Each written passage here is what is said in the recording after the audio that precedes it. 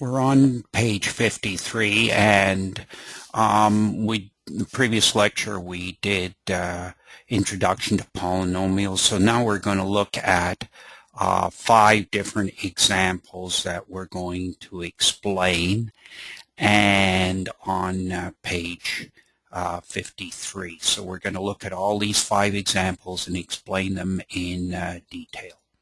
So the first thing that we're going to do here is add or subtract.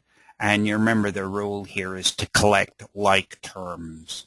So we're going to rewrite this as the first whole term is right here. And then we're going to put a -1 in front of this bracket here because that gives us the way by which we can use the distributive rule to remove the bracket.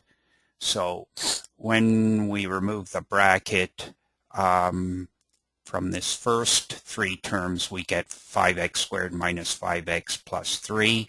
And now we're going to multiply. There's an implied -1 in front of this bracket here. So -1 times 2x squared gives us minus 2x squared, the 4th term here. -1 using the distributive rule times minus 7x gives us plus 7x right here, and -1 times plus 6 gives us minus 6. So we've now removed both brackets. We've got 5x squared minus x plus 3 minus 2x squared plus 7x minus 6. So now we've removed the brackets. We're going to collect like terms. So we collect 5x squared and the minus 2x squared because that's the highest power. We usually go in descending powers of x. So 5x squared minus 2x squared. Now we're going to take minus x and plus 7x, minus x and plus 7x. And then finally we've got plus 3 and minus 6. So 5x squared minus 2x squared gives us a 3x squared, minus x plus 7x gives us plus 6x, and plus 3 and minus 6 gives us minus 3. So what we've done is we've collected the like terms and simplified the expression. Now, when you're doing this, be very careful. You have 1, 2, 3, 4, 5, 6 terms. So make sure 1, 2, 3, 4, 5, 6. And then when you simplify, when you create this line right here, when you remove the brackets, make sure you still have 6 so that you don't lose a term. You can sometimes put a little tick above each one when you've gone from one line to another. Okay, here we're simply going to an example number 2. We're going to use the distributive rule. So we're going to multiply 3x squared times the x, and we're going to multiply 3x squared times minus 2. Throw 3x squared times the x. When we multiply this times this minus here is the minus 2 here. So we multiply that by the 3x squared. So x squared times x, there's a power 1 here, so we add these.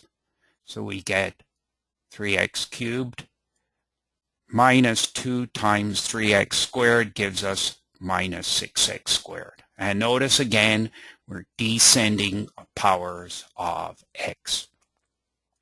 This is simply an illustration of the distributive rule.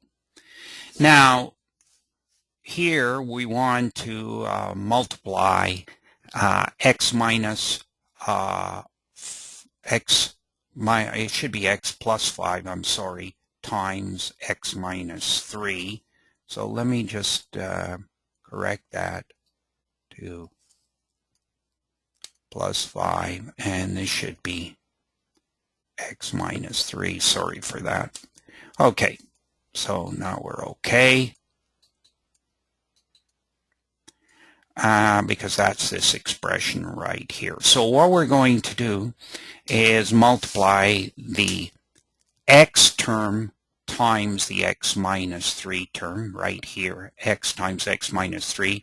Then this plus becomes that plus right over there, and we're going to multiply the 5 times the x minus 3. That's one way to do it. So let me repeat that. I take the x and multiply it by the x minus 3. And now I take plus, put that plus right here, and then multiply the 5 times the x minus 3. Now, x times, we're going to use the distributive rule to get rid of the bracket, so this becomes x squared minus 3x. And removing the bracket here becomes plus 5x minus 15. So you can see these, I can group these two terms together. When I group minus 3x plus 5x, I get plus 2x. So x plus 5 times x minus 3 becomes x squared plus 2x minus 15. This is one method to do it. The second method that we're going to use is a method called the FOIL method. And it's explained best in this diagram here, which may be a little confusing at the beginning, but give me a chance and I'm going to explain it to you, and hopefully it'll be simpler. So FOIL, F-O-I-L, F stands for the first term times the first term.